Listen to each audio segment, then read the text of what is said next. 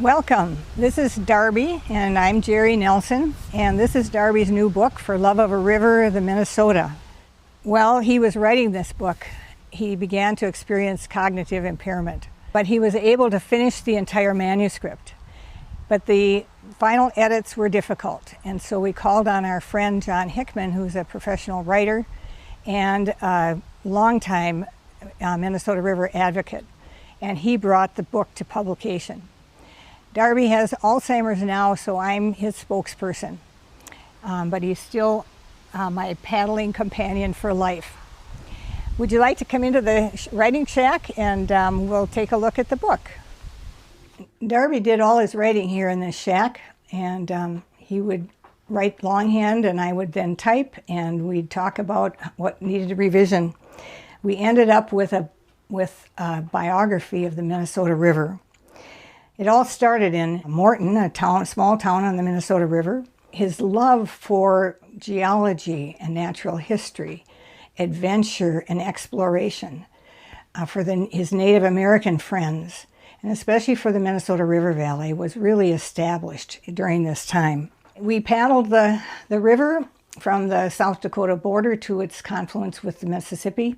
It's an intimate river.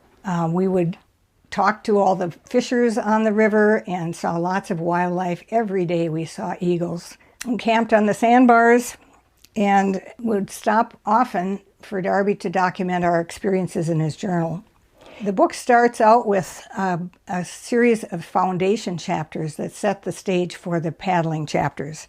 Geology, both bedrock and glacial geology. The coming of humans to the valley. The Dakota-U.S. War, where one of the major battles was right on the bluff above Morton. And then the transformation of the landscape from prairie with its very fertile soils and big woods to agriculture. There are 6 short Voices for the River chapters that tell of the stories of advocates that work to improve the river and protect it.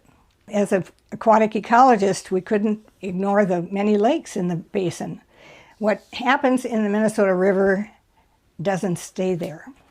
And the effects are felt all the way down the Mississippi into the Gulf of Mexico's dead zone.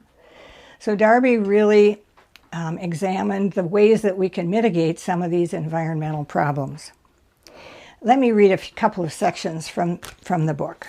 If I am to understand the power that this place called the Minnesota River holds on me, I am compelled to put on my scruffy tennis shoes, assemble our paddles, canoe, and tent, and hop in the car with Jerry. Together we decided to paddle the entire 335-mile length of the river, to camp on its sandbars and fall asleep to its music, and to share our experience with as many people as possible, hoping to inspire them, you, to explore, appreciate, and work to protect this precious place. Jerry and I take one last look at the river below.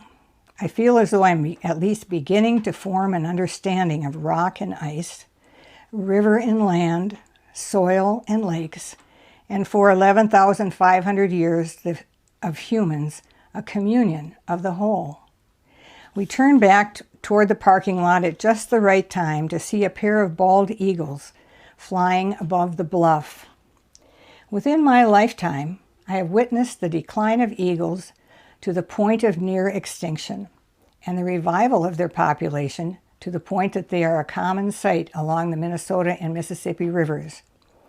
We saved the bald eagle, and we can save the Minnesota River. You can get the book from Amazon or go to Darby's website, darbynelson.com.